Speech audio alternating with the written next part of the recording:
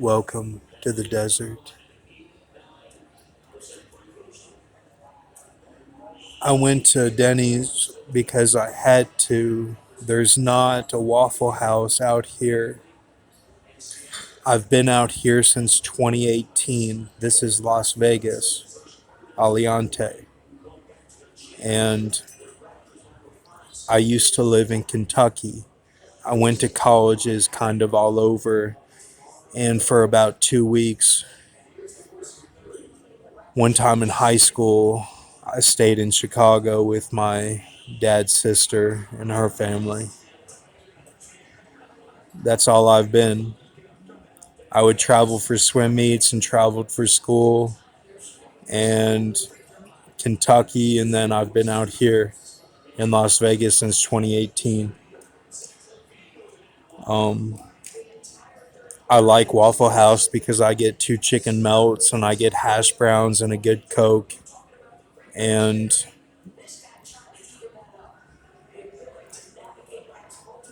the type of glass that they use for showers that has like little fishes type design is how Don's cups were in Louisville. He's my uncle. Everything was like old fashioned 80s mafia type. And he would wear a pocket protector shirt and put all of his like wallet and his pens in his pocket, like a corner of his shirt, like I would call it a Clark Kent kind of shirt, like a farmer shirt, but um, had a pocket on it. And he would walk really slow to go to his uh, bathroom of his master bedroom to watch TV, and he would hold his water as he's going. And I had a dream a while ago, probably like a few years ago, about Mitchell, his son, stepson, and that he was wearing a shirt that was really clean and had like a fierce look on his face, like he meant business and like he wasn't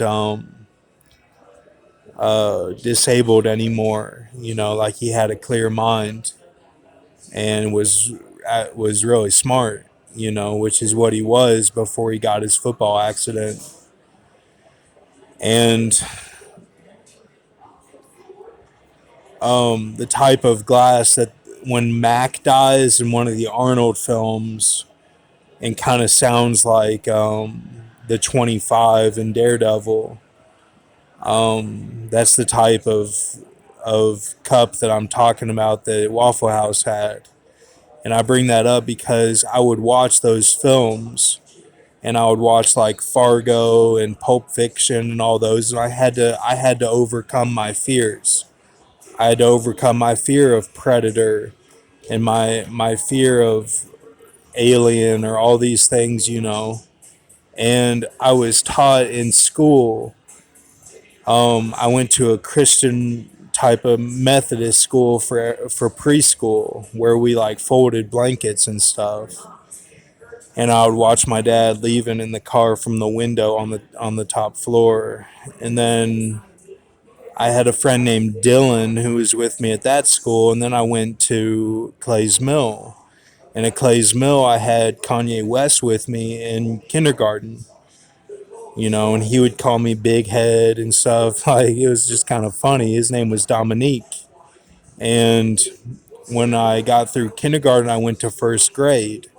And the first grade was a young, kind of hot teacher that was a girl that was teaching, and there was a big thing with the coats, like hanging up your coat in the little coat dresser they had, like a little rack for it.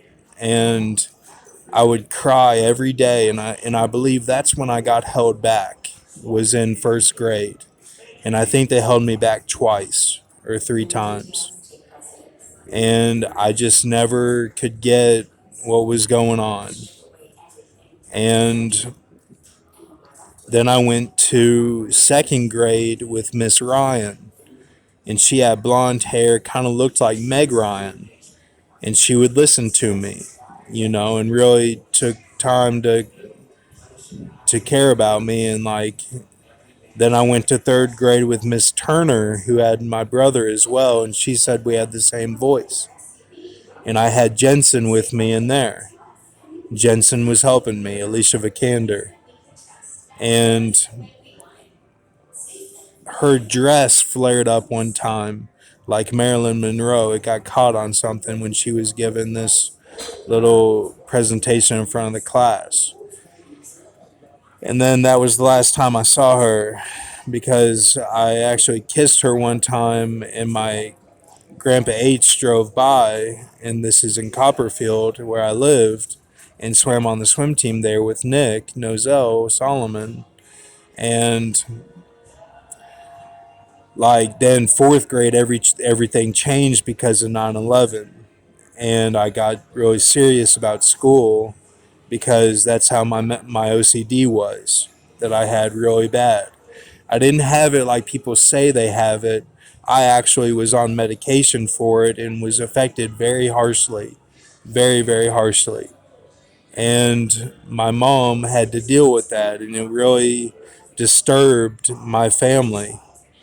And it disturbed like H, like all of them. The whole family was disturbed by it. And the thing about Clay's Mill is that they would show these stories of like the Three Little Bears or something like that, and then they would give nostalgia of like history with it, so that like it ended up being like a full, well-rounded story of like there's no wondering what this kind of means or something. It's a fairy tale. Like you accept the dog of it like it's a fairy tale. And the thing about my sister is that she was at Clay's Mill for a couple years and then went to Sutton in O Town. And the thing about Sutton is I think they teach things differently there, where it's like they kind of scare them with like the meaning of things, and then they cover it with the language. And that's why that's the seat of Satan is Pergamus. Like that's where it is, and that's why Grox never touches it. So I came into that, and my brother came into that, and my sister came into that as outsiders. We were severe outsiders. No one really moves there. You know what I'm saying? And like, um, we had to really like mold into it. And the thing about it is that it really is different the way they teach things at that elementary level, which is crucial. And the way that I was taught is like you overcome your fears, and like you have grace and mercy in your heart with Jesus Christ. That was the relationship that I had with Christ, because I went to where I folded blankets, was held back, the way Clay's Mill did things, 9/11, and then to Owensboro. That was my story. That's different from Dominique's story. That's different from Alicia Vikander's story. Scott Drake, who's Drake. Like, it was different from them. And, like, that's why. You can't really say, oh, that's just Clay's Mill, because that's like, yeah, they do things in a Lexington sense of how the horses, the thoroughbreds of the Royals, that's the way they kind of go about things. And like O Town, which is 3 hours away, does things completely differently. Thank you. Have a good night.